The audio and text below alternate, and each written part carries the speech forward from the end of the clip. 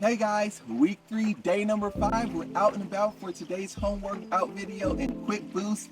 Out here, as I said, Big Bend Mountains earlier. The camping grounds is beautiful. If you're ever in the area, do yourself a favor and come out here. So today's quick boost is very simple. It's kind of a familiar theme as far as prioritizing our schedule, and this time specifically, even when we're on the road. Sometimes when we go on different trips, when we're not at our house, when we're not in a familiar environment, again, it's very easy to fall off and slip. So here I am on a camping trip, still doing a home workout video with, just whatever environment I have, because it's important to me, because I value your consistency as well, and we're just gonna get it. So in this environment, there is an echo, so we're going to do a little bit something unique. If you haven't already, go ahead and do today's home workout video. It's called Moving That Mountain Out of the Way. That is, any sort of traveling obstacles, we're moving it out of the way to get our workout done. So what I'm going to do, instead of messing up the environment and having birds scatter all over the place with my echo,